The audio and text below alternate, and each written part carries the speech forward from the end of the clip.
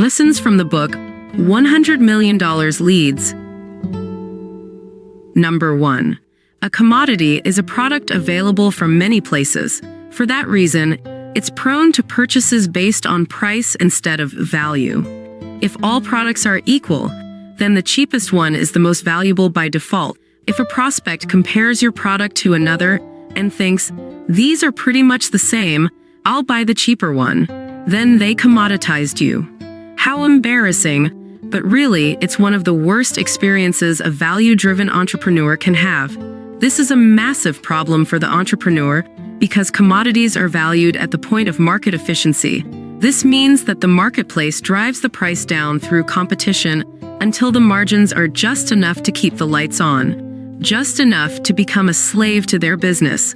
The business makes just enough to justify the owner waiting anxiously for things to turn around.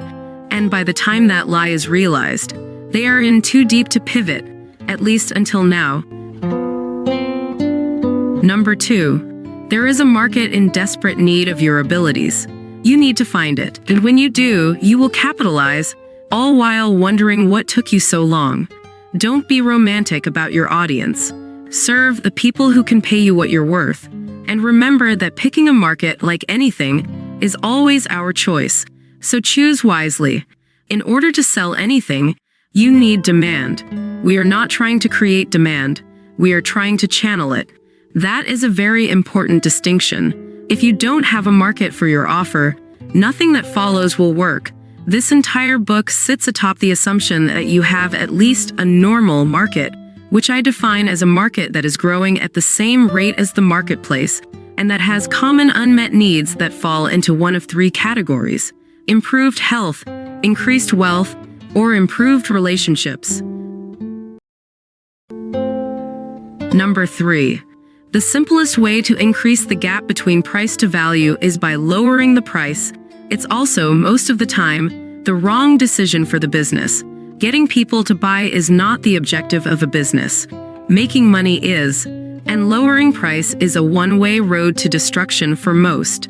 You can only go down to $0, but you can go infinitely high in the other direction. So unless you have a revolutionary way of decreasing your costs to 1/10 compared to your competition, don't compete on price. As Dan Kennedy said, there is no strategic benefit to being the second cheapest in the marketplace, but there is for being the most expensive. Number 4. Pain can be anything that frustrates people about their lives. Being broke is painful. A bad marriage is painful.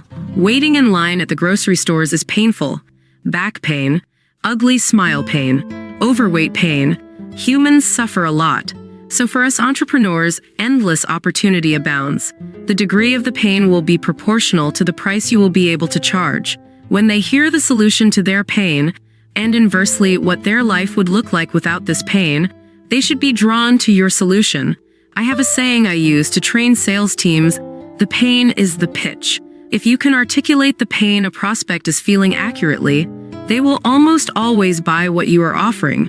A prospect must have a painful problem for us to solve and charge money for our solution. Number 5. This is what happens when you raise your prices. When you raise your prices, you increase your client's emotional investment. You increase your client's perceived value of your service. You increase your client's results because they value your service and are invested.